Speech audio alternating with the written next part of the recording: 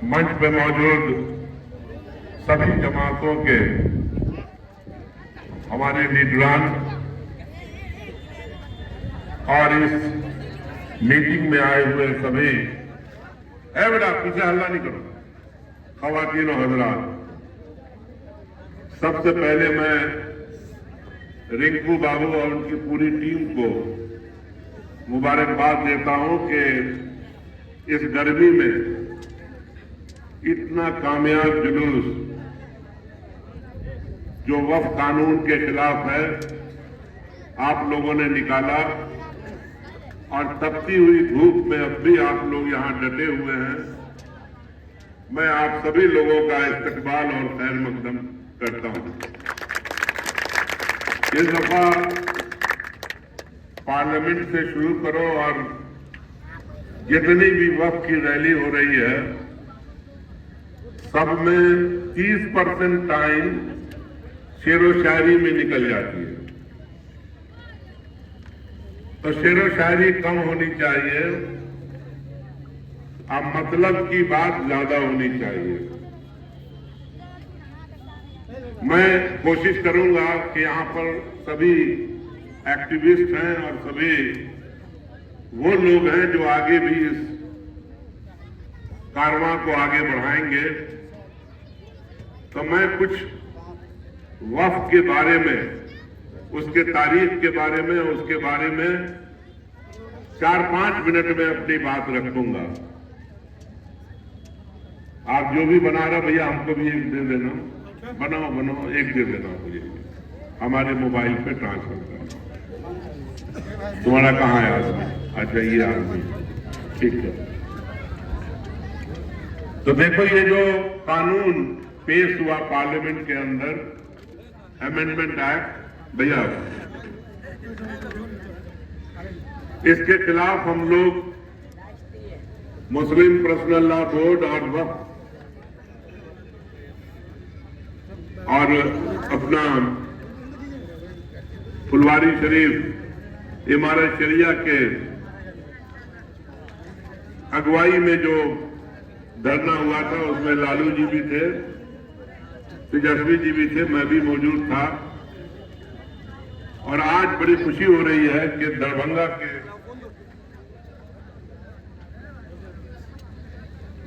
के अंदर भी आप बड़ी तादाद में सड़कों पे निकले हैं। साथियों वक्फ को समझ लो, पहले थोड़ा सा इसका सिलसिला 13वीं सदी में, मतलब आज से तकरीबन 700 साल पहले शुरू होता है, जब हिंदुस्तान में सल्तनत हुकूमत या जिसको स्लेव डायनेस्टी कहते हैं, तब से लोगों ने वक्फ करना शुरू किया। ये कोई एक दिन की चीज नहीं है। आपको जितनी भी वक्फ की प्रॉपर्टी नजर आती है देश के अंदर, ये सदियों में जमा हुई है। आज जो चीज सदियों में जमा हुई और उसको छीनने की कोशिश हो रही है, तो कुछ समय तो आपको लगेगा इसको हासिल करने में। आप याद रखना कि पहली मर्तबा जब अंग्रेज इस देश के अंदर आए 1857 के बाद, न जाने कितने वक्फ की प्रॉपर्टीज को अंग्रेजों ने कब्जा कर लिया। जैसे एक मर्तबा फिर से कोशिश हो रही है कब्जा करने की। उनका भी मंशा बांटो और राज करो, और आज की भी जो हुकूमत दिल्ली के अंदर है, बांटो और राज करो। लेकिन जब दबाव बना आप ही जैसे उस जमाने के नौजवानों का और इंटेलेक्चुअल का, तो 1913 में पहली मर्तबा अंग्रेजों ने वक्फ एक्ट पास किया और पहली मर्तबा देश के अंदर वक्फ एक्ट बना। और उसके बाद न जाने कितने मर्तबा उसमें तरमीमात हुए। लेकिन जो हमारा बिखरा हुआ वक्फ प्रॉपर्टी था वो हमारे हाथों से दूर रहा। लेकिन जब आजादी मिली हिंदुस्तान को तो उस जमाने के वजीर आजम जनाब पंडित जवाहरलाल नेहरू, उन्होंने महसूस किया कि न कि यह सिर्फ इनफरादी मामला है बल्कि वक्त एक मजहबी मामला भी है। और उसको तस्वुर करते हुए पहला एक्ट 1954 में पंडित नेहरू जी के वक्त में पास हुआ और उसमें फिर धीरे धीरे तरमीमात होते रहे। लेकिन मुझे याद है कि जब मैं पहली मर्तबा लोकसभा गया था 91 में, तो हम सभी मेंबर ऑफ पार्लियामेंट की मांग थी कि 1954 वाले एक्ट में अमेंडमेंट किया जाए और फिर से कानून बनाया जाए। और आपको जान करके खुशी होगी कि एक कॉम्प्रिहेंसिव बिल 1995 में भारत सरकार के द्वारा पास किया गया। ये कोई हंसी मजाक नहीं हो रहा था। चाहे 1954 के अंदर एक अच्छी सोच को लेकर के कानून बना था। अब कानून बनाने वाले मुस्लिम पर्सनल लॉ बोर्ड के लोग नहीं थे या कोई मौलाना मौलवी नहीं थे, बल्कि भारत सरकार ने 1954 में पहली मर्तबा वक्फ का कानून बनाया। और 1995 में फिर कांग्रेस की सरकार थी दिल्ली के अंदर, फिर किसी और ने नहीं बल्कि सरकार ने कानून बनाया और उसके अंदर कुछ नई चीजें लाए। जैसे वक्फ की प्रॉपर्टी में अगर कोई भी लड़ाई हो, झगड़ा हो, तो ट्रिब्यूनल, पहली मर्तबा लाया गया ट्रिब्यूनल, ताकि अपने मामलात को वहां ले जा सकते हैं। उसके बाद 2006-07 में सच्चर कमेटी की रिपोर्ट आई और उसने 3 तरफ इशारा किया और लिखा अपने रिकमेंडेशन में कि देश के अंदर ये 95 का कानून आ गया, उसके बावजूद वक्फ की बहुत सारी प्रॉपर्टी आज भी वक्फ को वापस नहीं हुई है। तो उस कानून में फर्दर कुछ तरमीम किया जाए और इससे इतनी दौलत आ जाएगी कि अलीगढ़ मुस्लिम यूनिवर्सिटी जैसी न जाने कितनी यूनिवर्सिटी वक्फ बोर्ड खुद से खोल सकती है। और दूसरी बात, सच्चर कमेटी ने कहा कि इनको जॉब के अंदर रिजर्वेशन दिया जाए। ये पिछड़ गए हैं, कमजोर हैं। और तीसरी बात कि तालीम में पीछे रह गए, उनको तालीमी एतबार से आगे बढ़ाने की जरूरत है। और आपको शायद याद न हो, क्योंकि हमारी याददाश्त तो बहुत कमजोर होती है, फातिमी कमेटी मेरे ही अंडर में बनी और सरकार ने बनाई, मैंने नहीं बनाई थी। ये 3 कमेटियां, रघुनाथ कमीशन, वक्फ का एक्ट फिर से पास करने का तजवीज और फातिमी कमेटी, ये सच्चर कमेटी के बाद आई। और फातिमी कमेटी का काम तालीम के अंदर काम करना था। और उसी की रोशनी में 1913 में फिर जो कुछ एक्ट के अंदर कमी थी उसको पूरा किया गया। मैं इतने इतिहास इसलिए सुनाया आपको ताकि आप ये समझ सकें कि वक्फ एक्ट के अंदर जो अमेंडमेंट हुए उसके फायदे के लिए हुए, कि किस तरह से वक्फ की प्रॉपर्टी फिर से आए, उसका प्रॉपर इस्तेमाल हो सके। और 1913 में आखिरी एक्ट पास हुआ जी, 2013 सॉरी। 1913 में पहला एक्ट बना, 100 साल के बाद।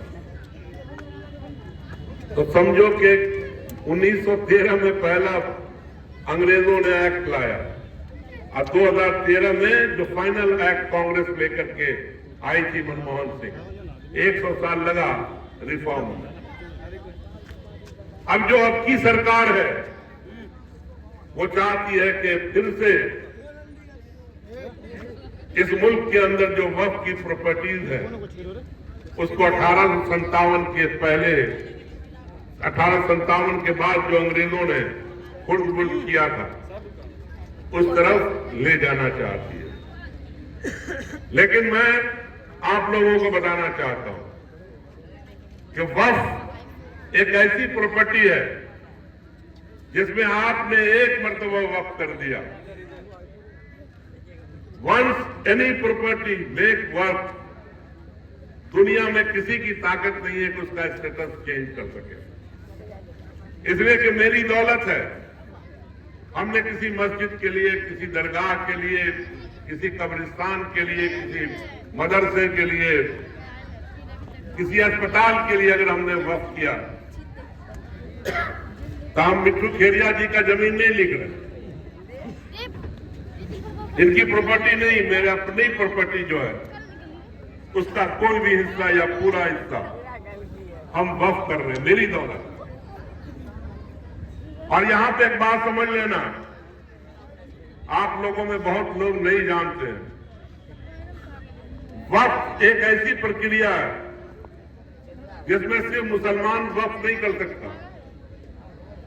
अगर मिट्टू खेरिया जी सोचे आज या हमारे नायक जी सोचे कि हमें एक मस्जिद बनानी है, अब मस्जिद बना करके उसको वक्फ करना है ताकि मुसलमान वहां नमाज पढ़ सके, या कब्रिस्तान में जमीन दें कि वहां मुसलमान दफन होंगे लेकिन उनको वक्फ करना होगा। और ऐसी प्रॉपर्टी हिंदुस्तान के अंदर एक दो नहीं है, हजारों है, जिसमें हिंदुओं ने, राजाओं ने, नवाबों ने, जमींदारों ने और सिख के, मुझे तो जालंधर के एक मस्जिद के बारे में मालूम है, तो जो उनके 10 गुरु थे, एक गुरु की मस्जिद है जालंधर में, 47 के बाद उन्होंने उस पर कब्जा कर लिया वहां के सिखों ने, अब गुरु ग्रंथ डाला। फिर जो वक्फ काउंसिल थी वहां गई उनके पास और कहा था इसको तो आपके गुरु ने किया था, तो क्या गुरु की बात आप बदल देंगे? तो नहीं नहीं, हम तो नहीं बदल सकते। फिर से उस मस्जिद को खाली किया गया और वक्फ काउंसिल के हवाले हुआ, आज वो मस्जिद की शक्ल है उसकी। मैं जयपुर गया, जयपुर में 2 कब्रिस्तान हैं, एक तकरीबन 200 एकड़ की है या उससे थोड़ी कम होगी और एक 50 एकड़ की। उसको जयपुर के राजा ने वक्फ किया, अब वो आज भी कब्रिस्तान में काम आता है। आप जाइएगा आमेर का किला, आमेर के किला के ठीक सामने एक मस्जिद पाइएगा, गेट के सामने। उस मस्जिद को उस जमाने में मान सिंह ने बनाया था और उनको यह था कि कहीं अकबर आए हमारे यहां और उनको नमाज पढ़नी पड़े तो कहां जाएंगे, तो उन्होंने मस्जिद बनाई बहुत कम वक्त में और उसको वक्फ किया। वो आज भी वहां नमाजें अदा की जाती है।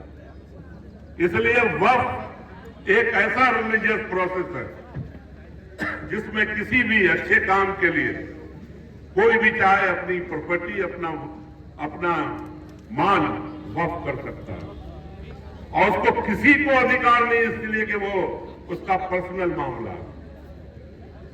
आपको जान करके ताज्जुब होगा कि जो ताजमहल देखते हैं, ताजमहल जिसमें करोड़ों करोड़ों की आमदनी है महीने की, वो भी एक वक्फ प्रॉपर्टी है। 2005 में जो उत्तर प्रदेश की वक्फ बोर्ड है उसने उसको रजिस्टर किया और उसका मामला भी आज चल रहा। सुप्रीम कोर्ट के अंदर या कोर्टों के अंदर। तो आप ये समझ लो, और उसमें 500 गांव हैं उसके मेंटेनेंस के लिए। अब वो 500 गांव कहां गया किसी को नहीं मालूम, इसलिए कि पहले कागज पत्थर भी उस तरह का सिलसिला नहीं था जो सिलसिला है। इसलिए भाइयों और बहनों, और जितने भी आज इस जुलूस में आए हो, समझना कि वक्फ एक रिलीजियस काम है और ये हमारे ऊपर है कि हम अपनी प्रॉपर्टी को वक्फ फी सबीलिल्लाह करें या वक्फुल औलाद करें। वक्फुल औलाद ऐसे बाप जिनको कहीं शक होता है कि मेरी प्रॉपर्टी बचे नहीं बचे, मेरे पोता दर पोता तक ये प्रॉपर्टी ये जमीन पहुंचे या नहीं पहुंचे, उसको वक्फुल औलाद कहते हैं। और वक्फुल औलाद भी एक रिलीजियस प्रोसेस है और ये वक्फ का सिलसिला कोई देश के अंदर अपने नहीं है, बल्कि जहां भी मुसलमान बसते हैं पूरी दुनिया के अंदर वो अपनी प्रॉपर्टी को वक्फ कर सकते हैं। तो माननीय प्रधानमंत्री जी चाहते हैं कि इसको डाइल्यूट किया जाए।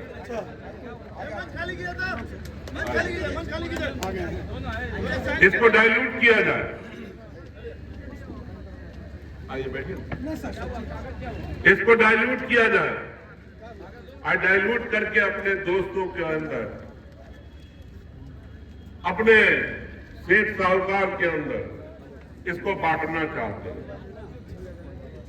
और आपसे बता देना चाहता हूं कि अगर हम ने इसको जमा किया है सदियों में, तो हम इसको हासिल भी करेंगे, चाहे इसके अंदर साल लगे, 10 साल लगे, 100 साल लगे। हमारी ये लड़ाई एक नहीं कई पीढ़ियों तक चलती रहेगी जब तक कि वक्फ का एक एक प्रॉपर्टी वक्फ बोर्ड को मिलता नहीं है। साथियों, ये हमारे लिए मजहबी लड़ाई है, लेकिन इस मुल्क के लिए एक सेकुलर लड़ाई है। मैं बहुत खुश हूं, मैंने सारे भाषण सुने पार्लियामेंट के अंदर बैठे हुए लोगों के।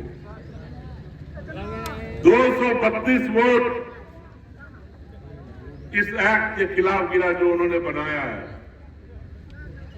और उनको मैं सैल्यूट करता हूं, सलाम करता हूं, चाहे कांग्रेस के एमपी रहे हों, चाहे कम्युनिस्ट के हों, राजद के हों, चाहे डीएमके के हों, जितनी भी पार्टियों ने इस वक्फ एक्ट के मुखालफत किया है, हम सबका क्या हुआ भाई?